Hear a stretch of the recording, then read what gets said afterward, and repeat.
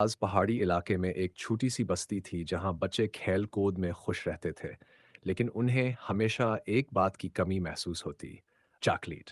ये बस्ती इतनी दूर थी कि वहाँ कभी कोई चाकलेट ना पहुंची थी। बच्चे सिर्फ चाकलेट की कहानियां सुनते और ख्वाबों में इसका जायका महसूस करते। इसी बस्ती में एक निन्ही सी लड़की रहती थी जिसका नाम जीनी था। जेनी को मिठाइयाँ बहुत पसंद थी, खासकर चॉकलेट। चॉकलेट। वो अक्सर अपनी नानी से कहा करती, काश मैं चॉकलेट की नदी में तैर सकूं, चॉकलेट के दरख्तों के नीचे खेल सकूं। एक दिन जब जीनी जंगल के किनारे खेल रही थी, अचानक एक तेज हवा चली और नीले रंग की रोशनी में एक जादूगरनी नमोदार हुई। इसका नाम मिली फजा था। इसके पास चॉकलेट की खुशबू वाला एक छोटा सा थैला था। जीनी, क्या तुम वाकई चॉकलेट की दुनिया देखना चाहती हो? जादूगरनी ने मुस्कुराकर पूछा। जीनी ने आंखें चमका कर कहा, हाँ, बहुत ज्यादा।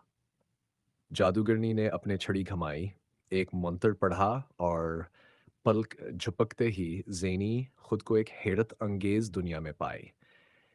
एक ऐसी जगह जहां पहाड़ चॉकलेट के थे, नदी से गर्म चॉकलेट बह रही थी, दरख्तों पर टॉफी और मार्शमेलोज अग रहे थे और जमीन कैंडीज से भरी हुई थी। खुशामदीद चॉकलेट लैंड में जादूगरनी ने ऐलान किया। जीनी खुशी से झूम उठी। वो दौड़ती, कहकहे लगाती और हर तरफ मिठाइयों का मजा लेती रही। एक बिगला आया जिसके परों पर जेली लगी हुई थी और एक खरगोश जिसके दांत टाफी के थे। जीनी ने उनसे दोस्ती कर ली। लेकिन जादूगरनी ने वार्निंग दी, याद रखो ये दुनिया सिर्फ उनके लिए है जो दिल के सच्चे, ख्याल रखने वाले और शुक्रगुजार हों। अगर कोई यहाँ का लालच करे या नुकसान पहुंचाए तो चॉकलेट की दुनिया नाराज हो जाती है। जीनी ने वादा किया कि वो कभी लालच नहीं करेगी, लेकिन फिर कुछ अजीब हुआ। जब जीनी चॉकलेट का एक खास दरख्त दिख रहे थी, वहां टुफो नामी एक छोटा सा लड़का आया।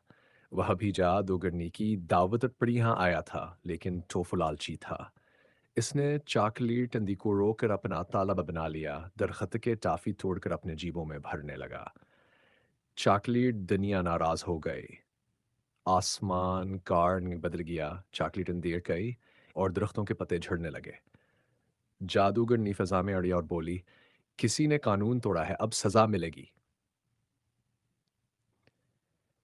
ज़ेनी ने फौरन आगे बढ़कर कहा, मेहरबानी से सिर्फ उसे समझाएं, पूरी दुनिया को सजा न दें। जादूगरनी ने ज़ेनी की